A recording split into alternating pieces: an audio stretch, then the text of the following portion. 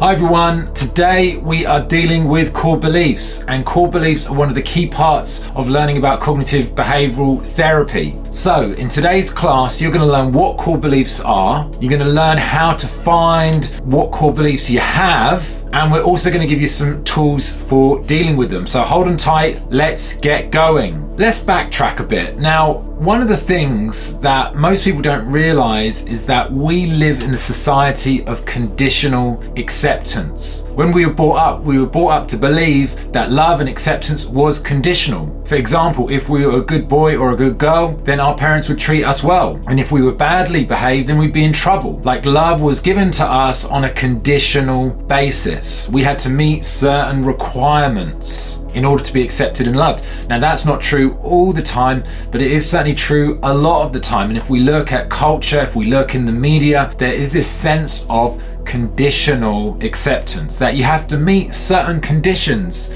in order to be accepted. And yes, you can see it in our families, you can see it in our culture, but we also apply it to ourselves. So we conditionally accept ourselves. If we do the right thing, if we get the right results, if we achieve, if we are loved, if we are accepted, then we accept ourselves. But we have something called conditional self-acceptance. And this is widespread, it's everywhere, it's in all countries, it's all over the world. Now, this concept of self-esteem comes from the Latin, right? Esteem, estimare, self, so it's to estimate oneself. And that's what self-esteem is. So we essentially estimate our value. If we're doing well in life, if we're behaving well, if we're achieving, if we're successful, if things are going right and we've got the right relationship, then we have a high opinion of ourselves, we value ourselves, and that is our estimation of our own value. And on the flip side, if things aren't going well for ourselves, we're not achieving,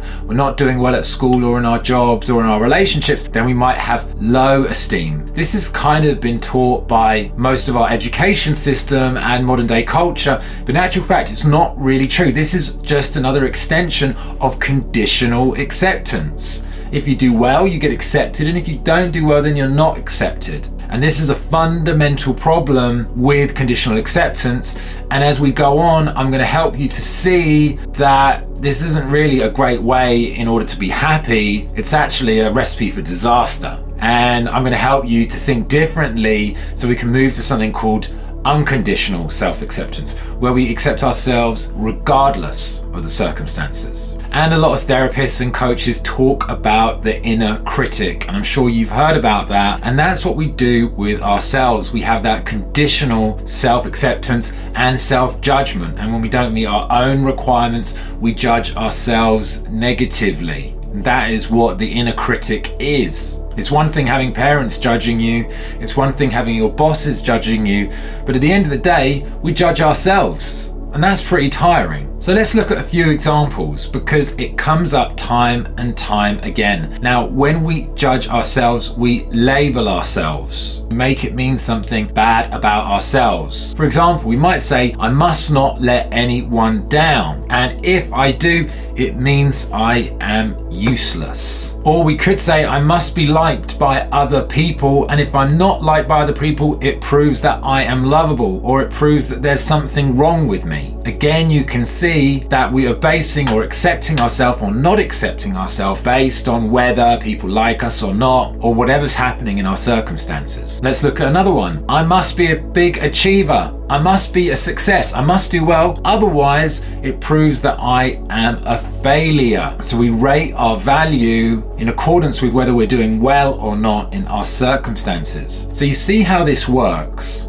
We set certain conditions on whether we accept ourselves or not, and then if we don't meet those conditions, then we judge ourselves. Our core belief gets triggered. Okay, so you're starting to see how it works. Now, it could be about anything. It could be whether we're doing well in our dating life. It could be whether we're doing well at work. It could be whether we're doing well in our financial circumstances. It could be to do with our social networks and our friends. It could be to do whether we get any likes on Instagram or whether we get any matches on Tinder. It doesn't matter. But there's always that conditional self-acceptance, and if we don't meet our requirements, then we damn ourselves. We label and judge ourselves. So how do these beliefs get formed? Now, your core beliefs, they don't just pop up. They've always been there, right? And if you have that view about yourself that you're unlikable or unlovable, or that you're not good enough, or that you're unimportant, whatever that self-judgment might be, that self-judgment gets created when we are very young. And in our early years, when stuff happens in our families or we deal with difficult situations, what we can do is we internalize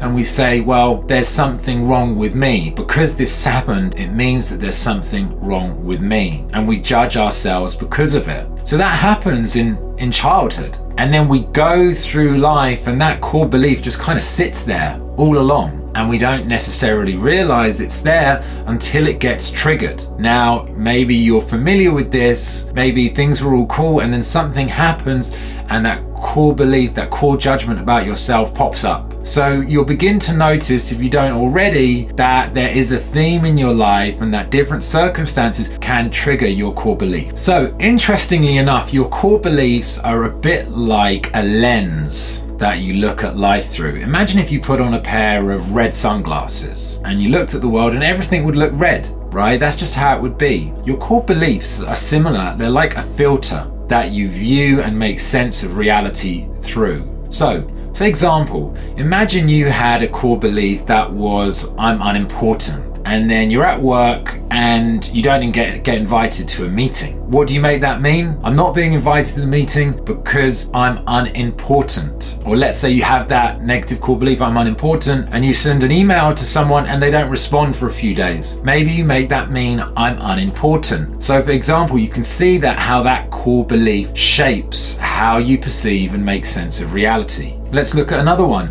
Imagine you have a core belief that you're not good enough and you go on a date and someone doesn't want to see you for a second date, and you make that mean that I am not good enough as a person. Maybe there's a big party happening and you don't get invited to it. You might make that mean that I am not good enough as a person. And there can be so many different examples where our core belief gets triggered. Maybe you have a core belief that I am useless and you're not performing at work. Things aren't going as well as you planned. And you make it mean that I'm useless because I'm not performing as I would like, or there's something wrong with me. So our core beliefs are always there beneath the surface and they're just waiting to get triggered, depending on what's happening in our circumstances. So here's the big question. How do you work out what your core belief is? Now, sometimes it's easy, sometimes they can be a bit more tricky to find out. For some of you guys, you might just already know, they might just pop out. You might be familiar with your inner critic. You might be familiar with those judgments where you judge yourself negatively. So you might already have a sense of it. Now, also what you can begin to do is look at different events throughout your life, different stressful events. Start to join the dots. Maybe you had a stressful event throughout your life and look in those situations whether you judged yourself. What were your thoughts at the time during those difficult situations? And did you judge yourself? Did you judge yourself negatively?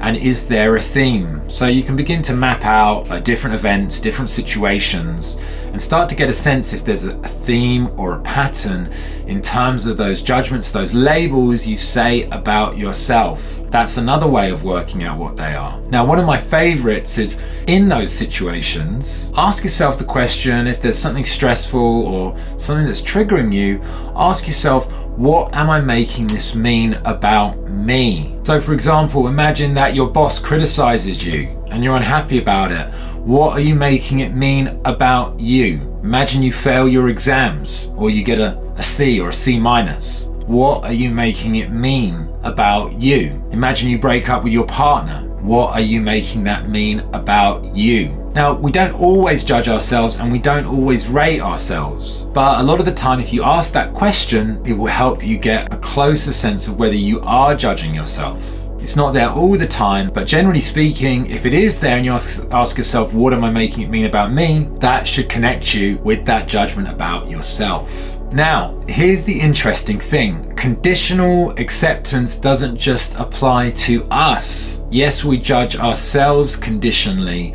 but here's the thing. We also judge other people conditionally. And you see it in the world all the time. On this channel, I'm going to be talking about it more and more. It's very important because a lot of people don't realize it.